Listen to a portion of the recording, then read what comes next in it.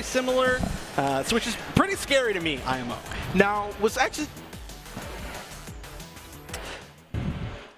Oh, okay.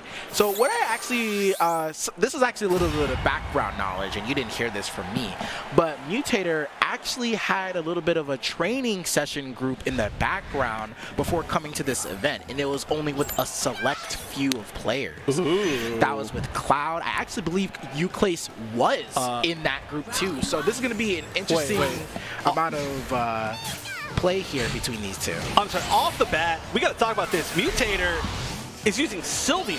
Sylveon. Oh, a support choice we definitely do not see quite often, but it does give you a defense buff, and it does give a little bit of HP, I believe. Yeah, it does, and it dispels debuff. I have not seen this since, honestly, I don't even know the last time I saw Sylveon. It's such a rare choice, and here we go. Well, I do believe there, it did give some HP and the defense buff. Mewtater, having him in the corner, the 8Y, gonna stuff out the JX and gonna get a good conversion here from Euclase. Gonna get enhance as well, and the slow debuff. Not gonna restrict some of his movement speed a bit. Barrier. Ooh. It lasts for so long. Is it gonna be KO? No, but gonna put him in the corner. Oh, using that burst at very low HP, that could be a huge payoff or a huge waste of meter. Okay, the jump YX is not going to be enough, but again, the second jump Y hit, still no conversion though.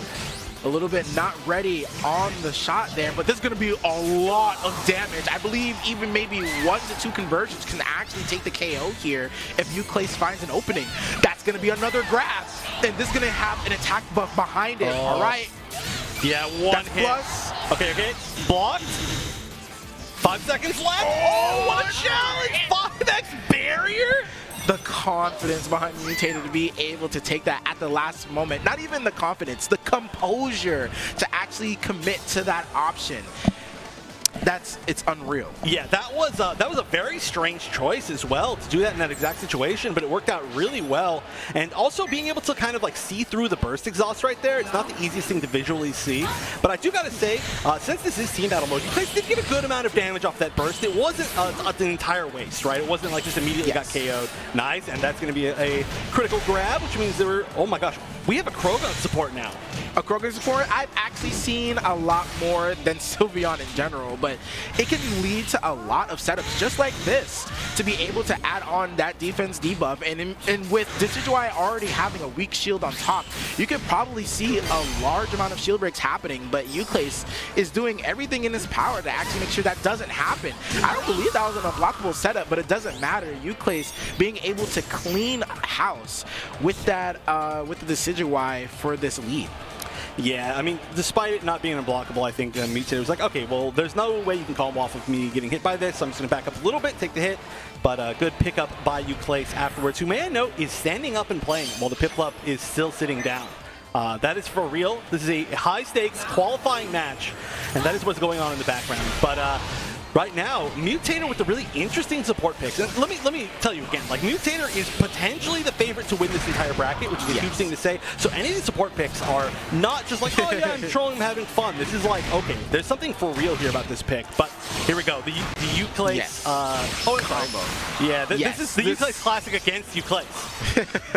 But for Mewtater's support choices, I can actually somewhat understand when you have Aegislash, who actually has a weak shield as well.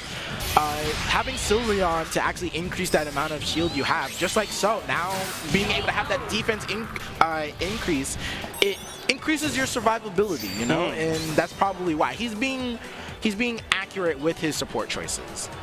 Yeah, it's a very, I mean, it makes sense just in general, right? You always want to be able to like make more reads, right? You make more choices in the game, give yourself more opportunities, but you know what? What I just actually saw there is that instead Krogan was ready other than Sylveon. So this leads to reason that Mewtater's actually running standard cheer. Interesting. Yeah, I really wish you could see Cheers a little bit more. Wow, got the Iron Head over the low laser. Oh, and the setup, gonna add on a lot more pressure. Mewtater just running down. Oh, nice tech. Gonna be able to get a shield form change here. Wow, using that burst, really trying to close things out here. Mewtater, of course, it's the slight life lead, but Oh my gosh, wait, is that going to connect? Did I see something come out? I did. It was a grab. Yes. I saw the arm, and that is going to be a strong game from Mewtater in a really similar way that we honestly saw him win the last NAIC. The Aegis Slash was on the team last time, and it did a lot of work. Aegis Slash as a mid, I believe is quite strong. Him as a lead or an anchor, but having low HP, usually you want to, as the cleanup, you want to make sure you guarantee getting rid of the lead from your opponent, or at least extend out how long the character is going to be on. And adding synergy, full stick of butter with Aegis Slash only increases how much damage and how much chip damage is going to be for Aegis Slash. Yeah, it's true. Aegis Slash is, I mean, obviously a really strong character for team battle, but it's really interesting to see how it's used, and I think people are going to still continue to explore it over time, but these two obviously both very good with the character. If we're not seeing it right now, we're going to see the Mewtwo from Mewtater. This is something that I believe a lot of the players at UIC were saying.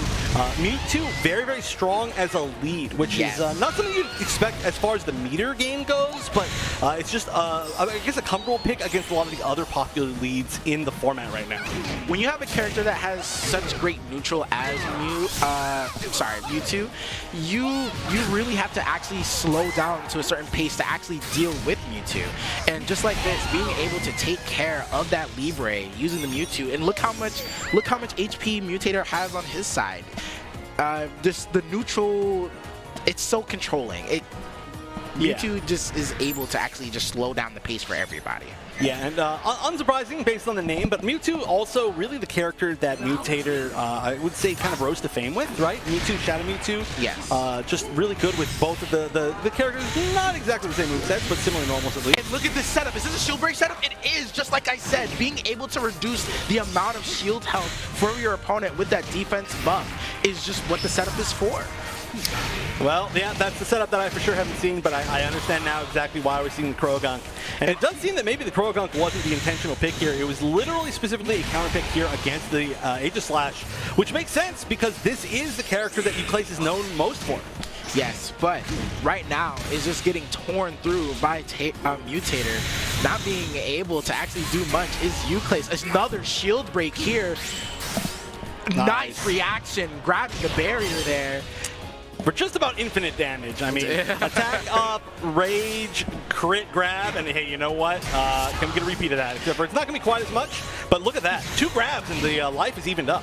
Yeah, I'm actually surprised how fast this actually happened. It was already Mewtater being in the lead by nearly 300 HP, but unfortunately, I would take that as a commentator's curse, being able to get KO'd by that last-minute cycle cut. Yeah, that was intentional, though. That was for sure to try to actually catch the backdash, or at the very minimum, just get a little bit more chip in, because calling that Croagunk a little bit scary, and he just like, I don't want to get out of here. I can't armor through that, and it paid off for Mewtater. So Mewtater looking to try to OCV here. Not going to be easy by any means. I mean, looking at that synergy gauge on the right side corner, he looked like he's about to get it soon with this combo. He does. Yeah, he's gonna do it. He's gonna try to go for the single character KO.